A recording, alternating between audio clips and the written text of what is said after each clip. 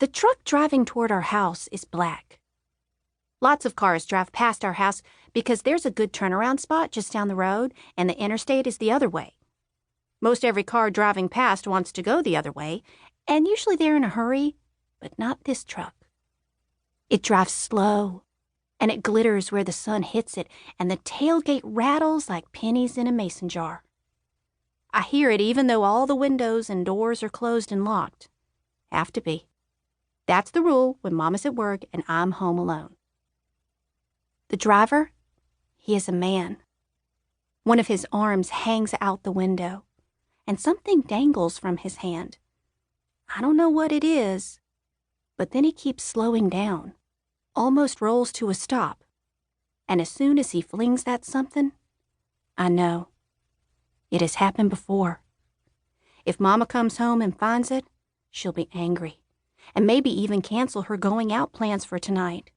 And if going out plans get canceled, Juliana won't come. I wait until the truck rolls past before I slide off the sofa. Making sure no one will hear, I touch my feet down real soft. Don't jump like I sometimes do, and tiptoe to the front door. The lock is stiff, and I have to use both hands to turn it.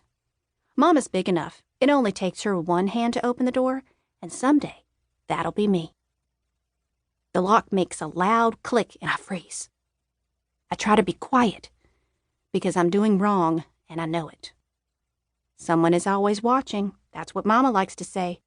So I guess I'm sneaking so the someone, whoever that someone is, won't see. Once on the porch, I keep tiptoeing because the boards here are soft and creak every time I take a step. Before walking on, I stop and pretend I'm having a look at the blooms on Mama's magnolias, so whoever is watching, maybe God or Jesus or the Virgin Mary, won't catch on to what I'm really up to. Then I walk on down the 3 porch steps. Not so scared anymore because the sidewalk doesn't creak and won't give me away. I'm also not so scared when I finally walk outside the shadows and the sun hits me full on. It's warm on my head, and the air is sweet because someone cut grass today. And high up in the oak growing near the road, the leaves crackle and the stringy gray moss hanging from its branches floats on the breeze. Here in the outside, it's easier to breathe, and it makes me feel like Mama and I won't live in this little house with the soft floorboards forever. I shuffle my feet as I walk through the thick grass because it's quieter that way, and try not to step on any pecans. Mama calls what that man threw garbage and says it's nasty and dirty and we shouldn't even touch it with our hands. She was especially angry when I studied the state of Georgia this year in school, and we didn't learn one thing about the garbage that gets thrown in our yard. She even went down to my school to talk to the principal, Mr. Marshall, but when she got there, he told her she should be figuring on how to get me a decent pair of sneakers for PE instead of complaining about the history class. I look up when I hear pennies rattling in a mason jar again. A hedge of pink oleanders grows along the side of our house and up to the road. Mama always makes a fuss about my not putting them in my mouth, not the branches or leaves, and especially not the flowers. Mama almost did it one time. Brewed up the leaves in a cup of tea and sat down at the kitchen table like she was going to drink it. I sat on the floor, my arms wrapped around her ankles, and cried. After that, I had to live with another family for a while.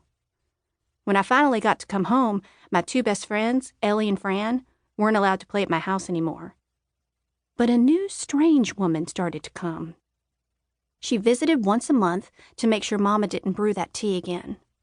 On her 5th visit, the woman asked where my daddy was.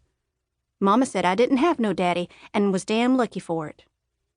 Then the woman scribbled something in a small notebook and told Mama she should cut out those oleanders. But Mama said she'd always know they were out there, growing somewhere, so why not in our yard? Besides, she said, the frost will get them soon enough. It's from behind those pink flowery bushes that the truck's black nose reappears. It's crawling now, The truck. But it doesn't look like a truck anymore. It has turned into a monster. Something with a hide and a heartbeat. I want to move my feet, first one and then the other, and run to the front door, but I can't.